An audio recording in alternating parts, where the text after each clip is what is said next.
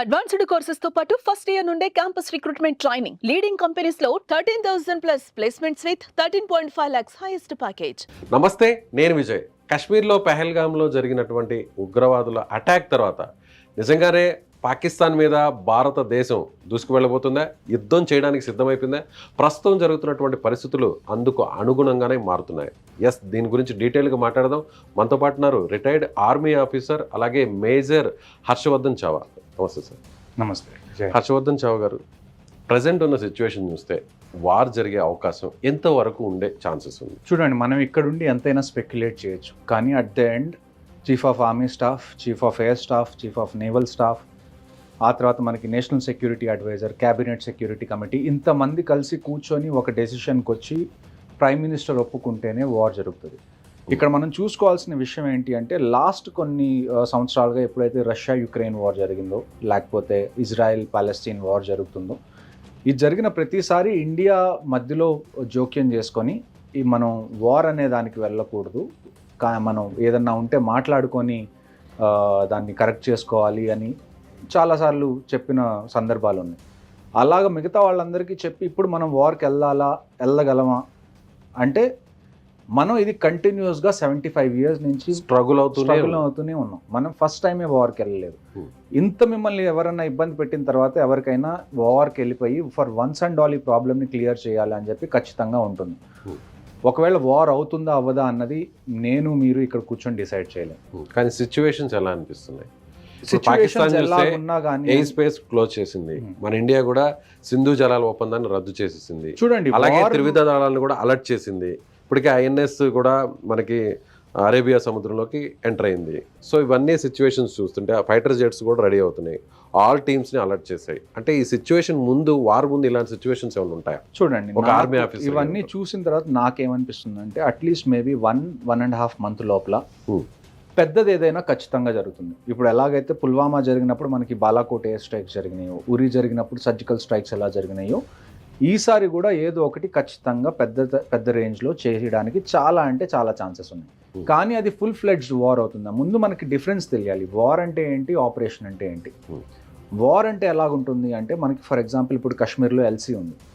మీరు వార్ చేసి ఆ ఎల్సీని పుష్ చేయొచ్చు, కానీ చిన్న ఆపరేషన్ చేసి మీరు ఆ లైన్ ఆఫ్ కంట్రోల్ని పుష్ చేయడం అంటే కష్టం. వార్ జరుగుతుందా జరగదా అన్నది ఇప్పటికీ నేను కరెక్ట్గా ఒక కంక్లూజన్కి అయితే నేను రాలేదు. కానీ ఒక విషయం మీకు ఖచ్చితంగా ఏం చెప్పగలనంటే, ఒకవేళ వార్ జరిగితే మేము ఇంకా రిజర్వ్ లిస్ట్లోనే ఉన్నాం. ఆర్మీ నుంచి ఎవరు రిటైర్ అయినా కానీ కొన్ని సంవత్సరాల వరకు వాళ్ళు ఆర్మీ రిజర్వ్ లిస్ట్లోనే ఉంటారు. నేను మీకు ఖచ్చితంగా చెప్పగలిగేది ఏంటి అంటే, నేను నాలాంటి ఎంతో veterans we are ready to go. మాకు ఫోన్ కాల్స్ వద్దు, లెటర్స్ వద్దు. మీరు ఒకసారి వచ్చి ఎప్పుడు 8 o'clock ఈవినింగ్ మోదీ గారు వచ్చి చెప్తారు కదా టీవీలో ఏదైనా ఇంపార్టెంట్ అనౌన్స్మెంట్ ఉంటే, మీరు మాకు జస్ట్ ఆ అనౌన్స్మెంట్ ఇవ్వండి, నెక్స్ట్ డే మార్నింగ్కి మేము మా బెటాలియన్స్లో రిపోర్ట్ చేయడానికి మేమైతే రెడీగా ఉన్నాం. అలా ఛాన్సెస్ ఉంటుంది మామూలుగా? ఒకసారి రిటైర్ అయిన తర్వాత మళ్ళీ రిక్రూట్ చేసుకునే ఛాన్స్ ఉంటుంది? రిక్రూట్ కాదండి, మీరు రిజర్వ్ లిస్ట్లో ఉంటారు. ఎందుకంటే వార్ జరిగినప్పుడు ఏంటి అంటే, మీకు ప్రతి సైనికుడు ఇంపార్టెంటే. మీరు ఎంత మ్యాన్ పవర్ని పూల్ చేసుకుంటే మీకు అంత అడ్వాంటేజ్. ఎందుకంటే ఇప్పుడు ఒక 10 years 11 years నేను ఆర్మీలో చేసి వచ్చాను. కొంతమంది 15 years చేసి రిటైర్ అవుతారు, కొంతమంది 20 years చేసి రిటైర్ అవుతారు. ప్రతి ఒక్కళ్ళ ఎక్స్పీరియన్స్ ఇంపార్టెంటే. అంటే వార్ జరిగినప్పుడు ప్రాణాలు పోవడం అనేది ఖచ్చితంగా జరిగే విషయం. సో ఎవరైనా చనిపోతే వాళ్ళ ప్లేస్ ఫిల్ చేయడానికి మీకు మళ్ళీ మనుషులు కావాలి. అలాంటి టైం కోసమే రిజర్వ్ అనేది ప్రతి కంట్రీ ఆర్మీ దగ్గర ఒక రిజర్వ్ లిస్ట్ అనేది ఉంటుంది. మీరు ఆర్మీ నుంచి వెళ్ళిపోయిన తర్వాత కొన్ని సంవత్సరాల వరకు మీరు ఆ రిజర్వ్ లిస్ట్లో ఉంటారు. అలా మీకు ఎంత వరకు ఉంటుంది? నాకు ఇంకా 4 years వరకు ఉంది. 4 years వరకు నేను ఇప్పుడు యాజ్ ఆఫ్ నౌ ఇప్పుడు కాల్ వస్తే వెళ్ళడానికి హర్షవర్ధన్ చావా గారు రెడీగా? అది క్వశ్చనే కాదండి, వెళ్తారా వెళ్ళరా అన్న క్వశ్చనే కాదు. ఇప్పుడు నేను ఒకసారి యూనిఫామ్ వేసుకొని ఈ దేశం కోసం పనిచేసినప్పుడు రెండోసారి మీరు నాకు కాల్ చేసి పిలవాల్సిన అవసరం లేదు. అదొక గౌరవంగా భావిస్తారు. ఖచ్చితంగా మీరు జస్ట్ మాకు చెప్పండి. నేననే కాదు, నాలాగా రిటైర్ అయిన చాలా మంది we are waiting for this opportunity. మేము ఆర్మీలో జాయిన్ అయినందుకు యుద్ధం చేయడం కోసమే కదండి. సో అలాంటి మాకు ఒక ఆపర్చునిటీ వచ్చింది ఈ దేశం కాపాడుకోవడానికి అన్నప్పుడు మేము రెండో థాట్కి అసలు ఎందుకు వెళ్తాం? Will definitely go. నేననే కాదు, నాలాగా ఎవరైతే తెలుగు రాష్ట్రాల్లో ఉన్నా, ఎక్కడ ఏ స్టేట్లో ఉన్నా రిటైర్ అయిన వాళ్ళు, వాళ్ళని రిజర్వ్ లిస్ట్లో ఉండి వాళ్ళని పిలిస్తే వాళ్ళు ఖచ్చితంగా నెక్స్ట్ మూమెంట్ వాళ్ళు రెడీ అయిపోయి ప్రాణాలు పోతాయని తెలుస్తున్నా కూడా ప్రాణాలు పోతున్నాయి కదండి. ఇప్పుడు మా ప్రాణాలను పక్కన పెడితే ఏమీ తెలియని అభాగ్యుల ప్రాణాలు పోయినాయి కదా. దానికి సమాధానం చెప్పాలి కదా. ఆ సమాధానం చెప్పే క్రమంలో మా ప్రాణాలు పోయినా కానీ వీ డోంట్ కేర్. ఇది ఒక అదృష్టంగా భావిస్తారా? ఖచ్చితంగా ఇది మా ఇండియన్ ఆర్మీలో పని చెయ్యడం, ఇండియన్ ఆర్మీలో సెలెక్ట్ అవ్వడం, అది జవాన్గా కానివ్వండి, జేసీఓ కానివ్వండి, లేకపోతే ఆఫీసర్గా కానివ్వండి, ఇది మేము ఎన్నో జన్మల క్రితం చేసుకున్న పూర్వజన్మ సుకృతంగా మేము భావిస్తాం. ఈ దేశం మాకు ఎందుకంటే ఇంత ప్రేమ చూపిస్తుంది, మేమేం చేస్తున్నామని ఇంత ప్రేమ, జస్ట్ ఒక యూనిఫామ్ వేసుకొని అక్కడ నుంచుంటున్నామని మీకు తెలుసు అంతే. దానికి మీరు మాకు ఇంత ప్రేమ చూపిస్తుంది. దేశం కోసం మాకున్న ప్రేమ అయితే ఏదైతే ఉందో దానికోసం మేము చివరి రక్త బొట్టు వరకు కూడా మేము పోరాడడానికి రెడీగా ఉన్నాం. డెసిషన్ ఏది అన్నది గవర్నమెంట్ తీసుకుంటుంది. మేము we are ready to back whatever the decision the government takes. Harshavardhan గారు, ఇప్పుడున్న సిచ్యువేషన్ చూస్తే ఒకవేళ వార్ జరిగితే మనకున్న ఫోర్సెస్కి మనకున్న పవర్కి పాకిస్తాన్ సరిపోతుందా? చూడండి, ఒక్క విషయం మనం గుర్తుపెట్టుకోవాల్సింది ఏంటి అంటే పాకిస్తాన్, ఇండియా రెండు న్యూక్లియర్ కంట్రీస్. రెండింటి దగ్గర న్యూక్లియర్ కేపబిలిటీస్ ఉన్నాయి. ఇప్పుడు వార్ జరిగి మనం పాకిస్తాన్ మీద గెలిచినా కానీ మనం గెలవాలి అంటే ఎంతో కొంత త్యాగం మన వైపు నుంచి కూడా ఉండాలి. ఎలాంటి త్యాగం?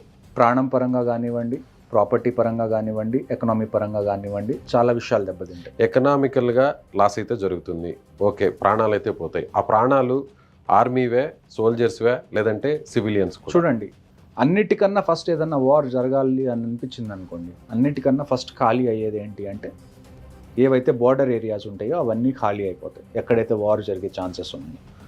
ఆ తర్వాత ఇప్పుడు మీరు రష్యా కానీ, యుక్రెయిన్ కానీ, ఇజ్రాయెల్ కానీ, పాలెస్టీన్ కానీ ఇవన్నీ మీరు చూసుకుంటే సివిలియన్ క్యాజువాలిటీస్ కూడా అవుతాయి.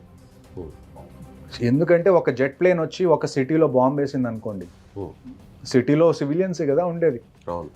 మన వాళ్ళు, మన ఎయిర్ ఫోర్స్ కూడా దాన్ని అడ్డుకోవడానికి కంప్లీట్గా అంటే 100% కృషి చేస్తుంది. కానీ ప్రతిసారి మనం సక్సెస్ అవుతాం. ఇప్పుడు ఒక క్రికెట్ మ్యాచ్ ఉందండి, లేకపోతే ఒక వాలీబాల్ మ్యాచ్ ఉంది, ప్రతిసారి ఒకే టీం గెలుస్తుందని మీరు చెప్పగలరా? చెప్పలేరు. కానీ ఒక 10 మ్యాచ్లు ఉంటే అందులో 8 మ్యాచ్లు ఒక టీం గెలవచ్చు, అది strong team. Same India versus Pakistan కూడా అలానే ఉంటుంది. 80% మనం ఏదన్నా సక్సెస్ సాధిస్తే 20% లాస్ అయ్యే ఛాన్స్ కూడా ఉంటుంది. వార్కి ఉండే కాన్సిక్వెన్సెస్ అవి. వార్ ఎక్కడ ఈ ప్రపంచంలో ఎక్కడ వార్ జరిగినా ఇది మాత్రం ఖచ్చితంగా అవుతుంది. Loss of life, loss of property, loss of economy అనేది అవుతుంది.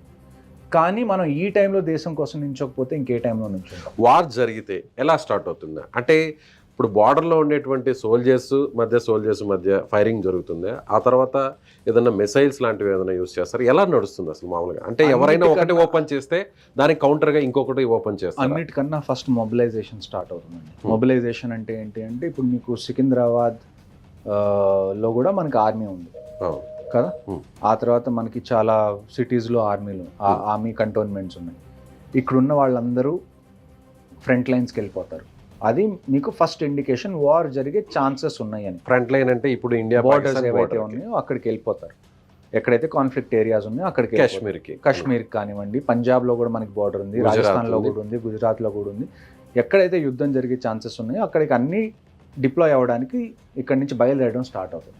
కానీ బయలుదేరినంత మాత్రాన యుద్ధం జరుగుతుందా అంటే తెలియదు. యాజ్ ఎ ప్రికాషన్, ఓకే, ఒకవేళ యుద్ధం జరగాల్సి వచ్చింది, ఖచ్చితంగా జరగాలి అంటే కనీసం కొన్ని రోజుల ముందు నుంచి ఇక్కడి నుంచి మిగతా ఫోర్సెస్ అన్ని అక్కడికి రీచ్ అవ్వాలి. ఇప్పుడు పాకిస్తాన్లో అదే జరుగుతుంది. ఎప్పుడైతే ఈ ఇన్సిడెంట్ అయిందో పాకిస్తాన్ వాళ్ళకి భయం పట్టుకుంది, మనం ఏమన్నా చేస్తాము పెద్ద రేంజ్లో అని. అందుకని వాళ్ళ మిలిటరీ వెహికల్స్ కానివ్వండి, వాళ్ళ సోల్జర్స్ కానివ్వండి, వాళ్ళందరూ ఫ్రంట్ లైన్స్కి వచ్చి అక్కడ డిప్లాయ్ అవుతున్నారు. ఈవెన్ ఫైటర్ జెట్స్ కూడా అక్కడ తీసుకెళ్తున్నారు. ఇప్పుడు మనకి ఎయిర్ ఫోర్స్, నేవీ ఏదైతే ఉందో వీళ్ళందరూ కూడా వాళ్ళ ప్రిపరేషన్స్ చేసుకోవడం మొదలు పెడతారు. ఎందుకంటే అన్నిటికన్నా వార్లో అతిపెద్ద ఇష్యూ ఏమొస్తుంది అంటే లాజిస్టిక్స్ వస్తుంది. టైం టు టైం మీకు బాంబ్స్ మీ దగ్గర ఉండాలి, టైం టు టైం బుల్లెట్స్ మీ దగ్గర ఉండాలి, టైం టు టైం ఫుడ్ మీ దగ్గర ఉండాలి, టైం టు టైం వెహికల్స్ మీ దగ్గర ఉండాలి. కావాల్సిన ఆ టెరైన్లో, ఆ పాయింట్లో ఏ ఎక్విప్మెంట్ మీకు సూట్ అవుతుందో ఆ ఎక్విప్మెంట్ అనేది మీ దగ్గర ఉండాలి. సో వార్ అనేది చిన్న విషయం కాదు. ఒక చిన్న పెళ్ళికి మీరు ఎంత కంగారు పడతారు? అవును, అన్నీ సమకూర్చుకుంటాం ఒక 3-4 నెలల నుంచే. అలాంటిది ఒక వార్ అంటే మీరు ఆలోచించండి ఏ రకంగా తయారీ అవుతుంది. సో దాన్ని బట్టి మీరు అన్నిటికన్నా ఫస్ట్ ఇండికేషన్ వార్ అవ్వడానికి ఛాన్సెస్ ఉన్నాయి. ఖచ్చితంగా అవుతుందని నేను చెప్పట్లేదు. ఛాన్సెస్ ఎప్పుడు ఉంటాయి అంటే అందరూ ఎవరైతే సోల్జర్స్, ట్రూప్స్ అయితే ఎవరైతే ఉంటారో, ఆర్మీ, నేవీ, ఎయిర్ ఫోర్స్, వాళ్ళు ఫ్రంట్ లైన్స్కి ఎప్పుడైతే వెళ్తారో అప్పుడు ఒక ఇండికేషన్ వార్ జరిగే ఛాన్స్ ఉంది, 2 కంట్రీస్ మధ్య టెన్షన్స్ పెరిగినాయి అని చెప్పుకోవాలి. అంటే ఇప్పుడు పాకిస్తాన్ సిద్ధంగా ఉందనుకోవచ్చా? పాకిస్తాన్ సిద్ధంగా ఉండాలి అంటే సిద్ధంగా ఉంటే సరిపోదండి. Hmm. వాళ్ళు వార్ని ఎన్ని రోజులు తట్టుకోగలరు అన్న దాని మీద డిపెండ్ అవుతుంది. ఇప్పుడు మన ఎకానమీ కానివ్వండి, మన దగ్గర ఉన్న టెక్నాలజీ కానివ్వండి, మన దగ్గర ఉన్న ఎక్విప్మెంట్ కానివ్వండి, మనం కంటిన్యూస్గా ఫైట్ చేస్తే ఒక 2 సంవత్సరాలు మనం కంటిన్యూస్గా ఫైట్ చేయొచ్చు అని అనుకున్నాం అనుకోండి. పాకిస్తాన్ దగ్గర 2 సంవత్సరాలు ఫైట్ చేసే అంత కేపబిలిటీ ఉందా? ఫైట్ అంటే ఎలాంటి ఫైట్? అంటే ఫైట్ అంటే అన్ని man to mans only Man firing to చేసుకోవడమా, man, లేదంటే air to air. మిసైల్స్ లాంటివి వేయడమా, అన్ని. ఫైటర్ జెట్స్ తో అన్ని. అక్కడ వార్లో పార్టిసిపేట్ చేయడం? ట్యాంక్స్ వెళ్తాయి, ఎయిర్ క్రాఫ్ట్స్ వెళ్తాయి, మనకి షిప్స్ వెళ్తాయి, ఎయిర్ క్రాఫ్ట్ క్యారియర్స్ వెళ్తాయి, సబ్మరీన్స్ వెళ్తాయి. ఉన్న ప్రతి వనరులు ఏవైతే ఉన్నాయో మనకి ఆ ప్రతి వనరుల్ని మనం వాడుకుంటాం. కానీ ఎప్పుడు ఎలాగ వాడుకుంటాం అన్నది అది ప్లానింగ్ని స్ట్రాటజీని బట్టి ఉంటుంది. వార్ రూల్స్ ఎలా ఉంటాయి సార్? అంటే డైరెక్ట్గా ఆర్మీ పోస్టులనే టార్గెట్ చేస్తారా, మిలిటరీ ఆపరేషన్ జరిగే వాటినే టార్గెట్ చేస్తారా, లేదంటే సివిలియన్స్ ఉన్న ప్లేసెస్ని కూడా టార్గెట్ చేసే రైట్స్ ఉంటాయి? చూడండి, వార్ రూల్స్ అనేవి రూల్స్ మీరు ఎంతైనా పెట్టండి, ఒకసారి వార్ జరిగినప్పుడు it is bound to be dirty. War అంటేనే మనకి ఏదైనా జరగచ్చు. అలాంటి చోట మీరు రూల్స్ ఫాలో అవుతారా, వాళ్ళు రూల్స్ ఫాలో అవుతారా అని ఆలోచించడం కూడా వేస్ట్ అని నన్ను అడిగితే. అట్ ది ఎండ్ మనకు కావాల్సింది ఏంటి అంటే మనకి విక్టరీ కావాలి. ఇది ఒక క్రికెట్ మ్యాచో లేకపోతే ఒక స్పోర్ట్స్ మ్యాచో కాదు. మీరు ఓడిపోయినా కానీ పర్లేదులే నెక్స్ట్ టైం చూసుకుందాం అని అనుకోవడానికి. నేను చెప్పేది ఏంటంటే if you have to play dirty we will play dirty. మాకేమి ఇబ్బంది లేదు. అట్ ది ఎండ్ మాకు కావాల్సింది ఏంటి అంటే ఈ ప్రాబ్లం మాటికి మన మీదకి రాకుండా ఉండాలంటే ఏం చేయాలో అది చేయడానికి ఒకవేళ గవర్నమెంట్ వారే ఫైనల్ డెసిషన్ అని అనుకుంటే we will support them and we will go to the front lines. మళ్ళీ ఇలాంటి ఉగ్రవాదం రాకుండా చేయాలంటే ఉగ్రవాద స్థావరాలు ఎక్కడున్నాయో ఆ ప్లేస్ని మన కంట్రోల్లోకి తీసుకుంటే ఎలా ఉంటుంది? జస్ట్ లైక్ పిఓకేలో చాలా లాంచ్ ప్యాడ్స్ ఉన్నాయి, చాలా మదర్సాస్ ఉన్నాయి. ఎక్కడి నుంచి అయితే ఈ టెర్రరిస్ట్ని వాళ్ళు మ్యానుఫ్యాక్చర్ చేస్తారు, వాళ్ళని బ్రెయిన్ వాష్ చేసి. కానీ కలుపు మొక్కకి నీళ్లు పోస్తుంది ఎవరు? Pakistan army, ISI. సో ఇన్ని రోజులు మనం చేసిన ఒక తప్పు ఏంటి అంటే ఆర్మీ హెడ్ క్వార్టర్స్ రావల్పిండిలో చేయాల్సిన ఫైట్ మనం శ్రీనగర్లో చేస్తున్నాం. మీకు అర్థమైందా నేను చెప్పింది? ప్రాబ్లం ఎక్కడుందో అక్కడికి వెళ్ళి మనం ఫైట్ చేయట్లేదు. ప్రాబ్లం ఎక్కడికి వస్తుందో అక్కడికి వచ్చి ఫైట్ చేస్తున్నాం. మన దగ్గరే ఉండి మనం బయట నుంచి వచ్చే వాళ్ళతో ఫైట్ చేస్తున్నాం, మనం మాత్రం ఎక్కడికి బయటికి వెళ్ళి ఫైట్ చేయట్లేదు. ఎన్ని రోజులు అని చెప్పి మీరు ఈ హిస్టరీ ఫ్యాక్ట్స్తో కూర్చుంటారు? India is the only country which never invaded any other country అని. శాంతి కాముకులం, ఒక చెంప చూపిస్తే ఇంకో చెంప చూపించే తత్వం మనది. ఇలాంటివన్నీ అవసరం లేదంటారు ఇప్పుడున్న సిచ్యువేషన్. ఆ కుటుంబాలను చూస్తుంటే ఇప్పుడున్న సిచ్యువేషన్ కాదండి. ఎప్పుడు కూడా ఈ కోర్ట్స్ అనేవి మనకి పనికిరావు. వ్యాలిడేట్ చేయండి. ఫర్ ఎగ్జాంపుల్ ఒక కోర్ట్ నేను మీకు చెప్తాను, an eye for an eye makes the whole world blind అంటారు. That's a very stupid argument. An eye for an eye makes the competition equal. అవునా కదా? ఇప్పుడు అంతే కదా. ఇద్దరున్నారు, ఒక వ్యక్తి కన్ను నేను పీకేశాను, నేను రెండోసారి వాడి మీదకి వెళ్ళేటప్పుడు నాకు అడ్వాంటేజ్ ఉంటుందా ఉండదా? ఉంటుంది. అదే వాడు కూడా నా కన్ను పీకేస్తే ఇప్పుడు కాంపిటీషన్ ఈక్వల్ అయింది కదా. వాడు తప్పు చేస్తే తప్పులేదు, మనం కూడా తప్పు చేయొచ్చు. వాడు ఏం చేశాడు అది కూడా మనం చేయొచ్చు, తప్పులేదు. మరి అలాంటప్పుడు ఇది చూడండి ఇక్కడ. కానీ మన ఇండియన్ బ్లడ్లో మన ఒక పౌరుడిగా సిటిజన్గా మనం మాట్లాడితే కూడా అవతల వాళ్ళు చంపినంత ఉదాసీనంగా మనం చంపలేము మనుషుల్ని. చూడండి, అది పాకిస్తానీ అయినా వేరే అదర్. ఒక సైకలాజీలో ఒక టర్మ్ ఉంటుంది, నేచర్ వర్సెస్ నర్చర్. నేచర్ అంటే మీరు పుట్టుకతో మీకు ఏమన్నా నేచర్ ఏంటి, లేకపోతే బేసిక్గా ఏ ఇన్ఫ్లుయెన్స్ లేకుండా మీకున్న నేచర్ ఏంటి. నర్చర్ అంటే మీరు లైఫ్లో పెరిగే కొద్దీ ఎదిగే కొద్దీ మీరు చూసిన వాతావరణం పెరిగిన మీకు ఒక మైండ్ సెట్ చిన్నగా ఏర్పడుతుంది. సో అట్ ది ఎండ్ మీరు గ్రౌండ్ లెవెల్లో చూసుకుంటే it's a fight of mind sets. మీరు ఏదైతే ఇప్పుడు అంటున్నారో ఇండియా వాళ్ళు మనం అంతలా చంపలేము అది ఇది అని అనుకుంటే మీరు యాక్చువల్గా ఆర్మీ ఆపరేషన్స్ చూడలేదు. మన దగ్గర కూడా చాలామంది ఉన్నారు. మనం ఏంటి అంటే ఒక పబ్లిక్ స్పేస్లో అలాగ పిచ్చిగా మాట్లాడడం మనం చెయ్యం కాబట్టి మనం అలా చేయగలం అని చెప్పి ఎవరికీ తెలియదు. కానీ గ్రౌండ్ మీద చేయాల్సి వస్తే చాలా దారుణంగా చేసే వాళ్ళు చాలామంది ఉన్నారు మనం చెయ్యాలి అని అనుకుంటే. రైట్ సార్, ఇప్పుడు పిఓకేని ఆక్యుపై చేసే కెపాసిటీ మనకు ఉందా? ఒకవేళ ఆక్యుపై చేయాలంటే ఎన్ని రోజులు ఆక్యుపై చేయొచ్చు మన దగ్గర ఉన్నటువంటి బలం చూస్తే? సైనికులు చూడండి, ఆక్యుపై చేయాలి, కేపబిలిటీస్ మన దగ్గర ఉన్నాయి. కేపబిలిటీస్ కన్నా మనకి కావాల్సింది ఏంటి అంటే డెసిషన్, విల్ పవర్. గవర్నమెంట్ ఒకసారి army, navy, air force, coast గార్డ్కి చెప్పింది మీరు కావాల్సింది చెయ్యండి, మాకు పిఓకే కావాలి అని. బంగ్లాదేశ్ మనం వేరు చేయలేదా అండి? బంగ్లాదేశ్ మనమే పాకిస్తాన్తో ఫైట్ చేసి బంగ్లాదేశ్ ఒకప్పుడు ఈస్ట్ పాకిస్తాన్, వాళ్ళకి స్వాతంత్రం ఇచ్చింది మనమే.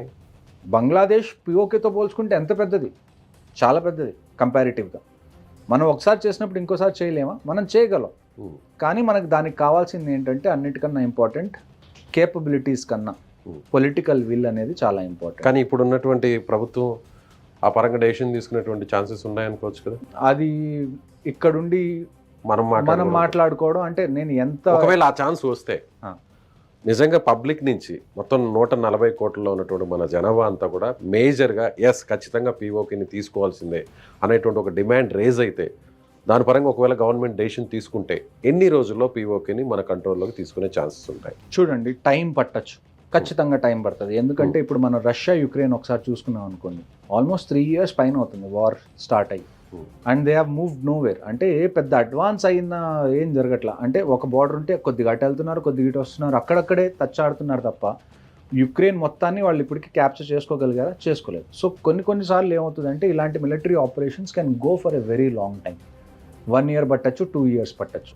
అంత టైం పడుతుంది సార్? అంత టైం పడుతుందండి, ఆబ్వియస్గా పడుతుంది. మీ దగ్గర ఉన్న రిసోర్సెస్ అన్ని ఖర్చు అయిపోతూ ఉంటాయి చిన్నగా. ఇప్పుడు కొత్త రిసోర్సెస్ని తెచ్చుకోవాలి. మీరు అన్నారు బంగ్లాదేశ్ కంటే చిన్న ప్లేస్ పీఓకే అని. ఒక మన దేశంలో ఉన్న ఒక రాష్ట్రంతో పోలిస్తే ఎంత వైశాల్యంలో ఉంటుంది పీఓకే?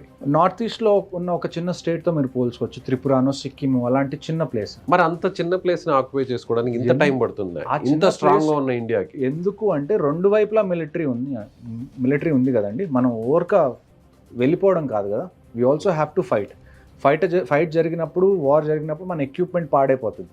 కొత్త ఎక్విప్మెంట్ మీకు కావాలి, సోల్జర్స్ చనిపోతారు, మళ్ళీ కొత్త సోల్జర్స్ కావాలి, రిక్రూట్మెంట్స్ భయంకరంగా జరుగుతాయి ఆ టైంలో, వాళ్ళని ట్రైన్ చేయాలి. సో ఇది మీరు సినిమాల్లో చూసినట్టు ఇవాళ మనం అనుకున్నాం రేపు మార్నింగ్ ట్యాంక్లు వేసుకొని వెళ్ళిపోయి మొత్తం మంది అవుతుందా అంటే that's not how war happens.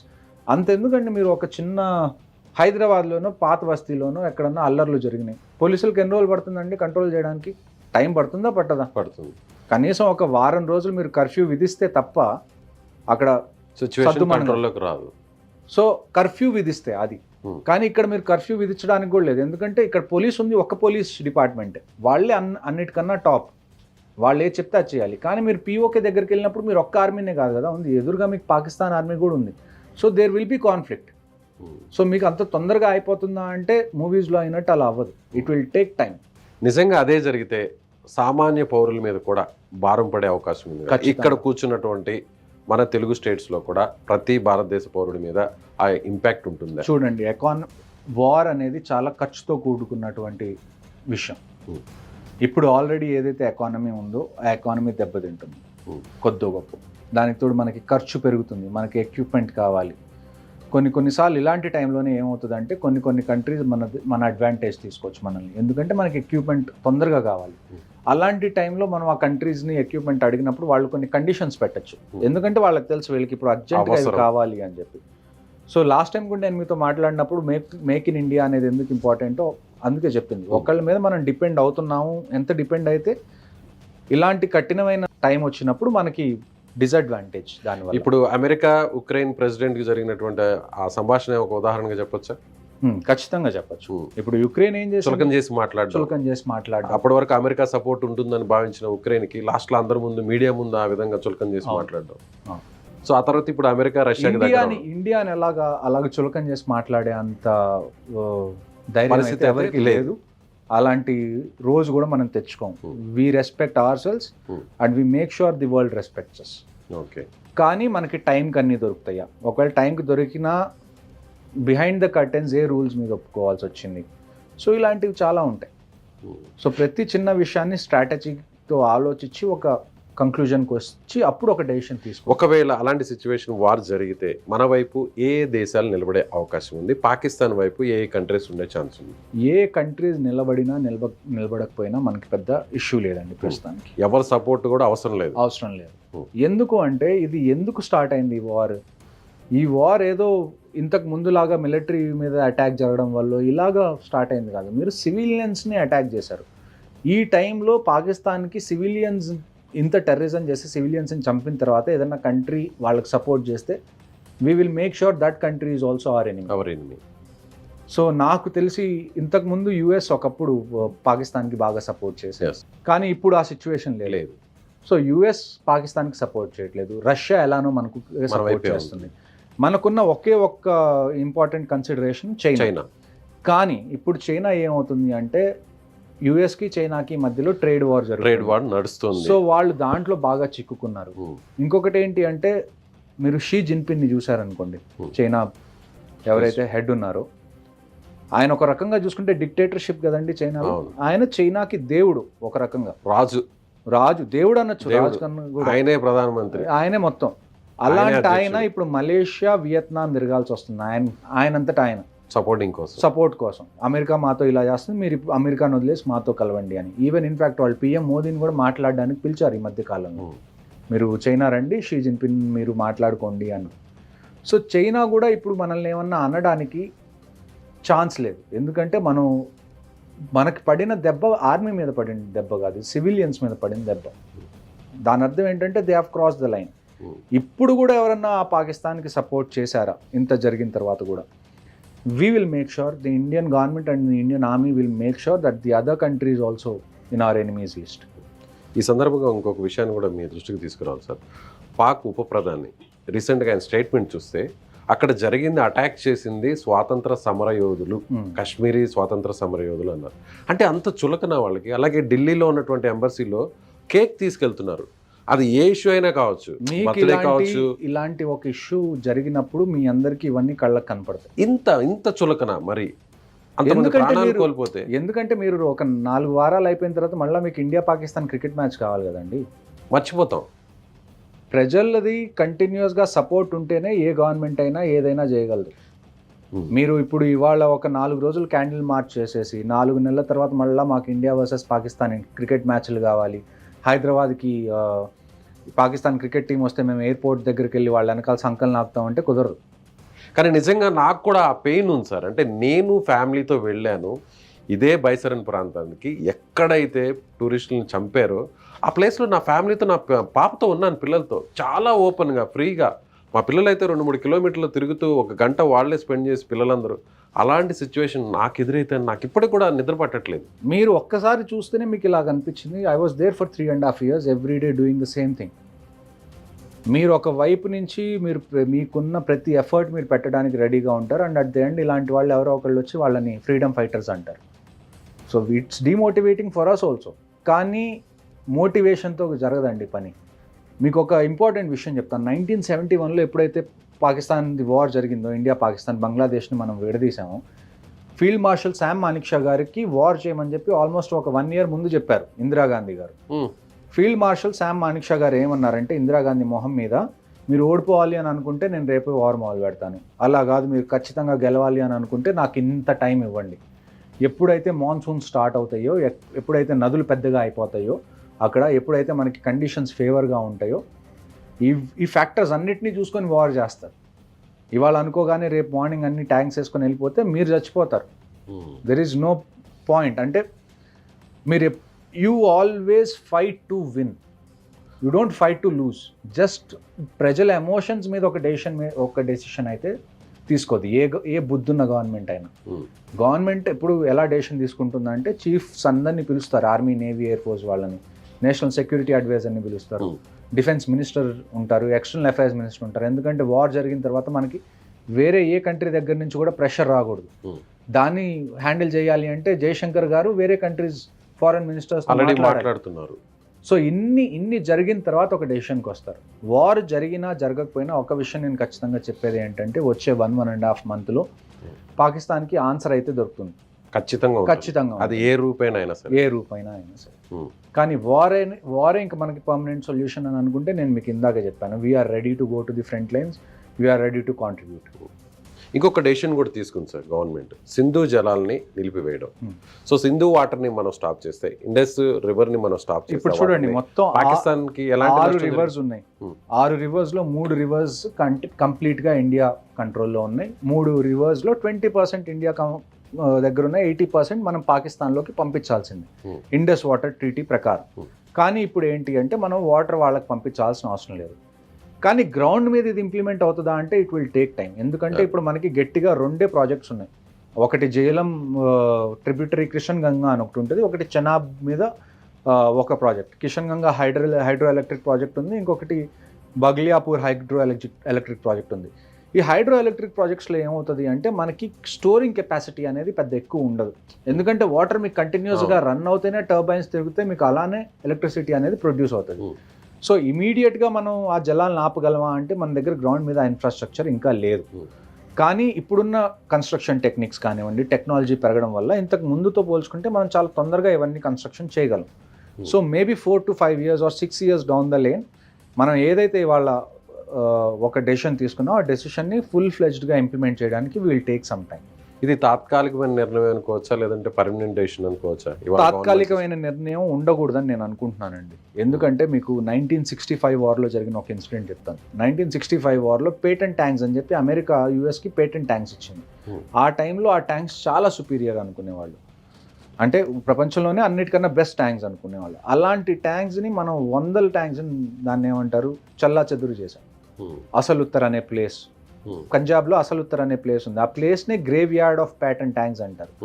అది ఎలా చేసామంటే ఎప్పుడైతే ట్యాంక్స్ ఇండియాలోకి వచ్చినాయో, పొలాల మీదుగా ట్యాంక్స్ వస్తున్నప్పుడు అక్కడ ఒక కెనాల్ ఉంది, ఇచ్చోగిల్ కెనాల్ అని. ఆ కెనాల్ని మనం పేల్చేసాం. పేల్చేసినప్పుడు ఏమైంది అంటే ఆ కెనాల్లో ఉన్న నీళ్ళన్నీ ఆ ఫీల్డ్స్లోకి ఫ్లడ్ అయిపోయి ఆ ట్యాంక్స్ కదలలేని పరిస్థితి, వాళ్ళకి ఆ చైన్స్కి ట్రాక్షన్ దొరకట్లా. సో ఆ టార్గెట్స్ అన్ని స్టేబుల్ టార్గెట్స్ అయిపోయినాయి ట్యాంక్స్. మనం వాటి మీద ఏం చేయడం చాలా ఈజీ అయిపోయింది. సో వాటర్ అనేది మనం వెపన్ లాగా యూస్ చేసుకోవాలి, ఇప్పుడు కాకపోయినా ఎప్పుడైనా కానీ. పాకిస్తాన్లో ఒకడు అన్నం తింటున్నాడా లేదా అన్నది మనం నీళ్ళు వదిలిపెడుతున్నామా లేదా అన్న దాని మీద డిసైడ్ అయితే తప్ప వాళ్ళు కంట్రోల్లో ఉండరు. Right sir, thank you so much. So ఇది మేజర్ హర్షవర్ధన్ చావా గారు చెప్తున్నట్టుగా ప్రతి విషయాన్ని కూడా, ఆయన చెప్తున్నటువంటి ప్రతి మాట కూడా అందరూ కూడా ప్రతి మాటను కూడా ఆలోచించాలి. నిజంగా ఇప్పుడున్న సిచ్యువేషన్ అలాంటి పరిస్థితులు వస్తే ప్రభుత్వం సిద్ధంగా ఉండాలి, ఆర్మీ కూడా సిద్ధంగా ఉండాలి, అలాగే ప్రజల సపోర్ట్ కూడా పూర్తి స్థాయిలో ఉండాలి. ఎస్, మీరేమనుకుంటున్నారు? మీ కామెంట్ని ఖచ్చితంగా తెలియచేయండి. Thank you so much.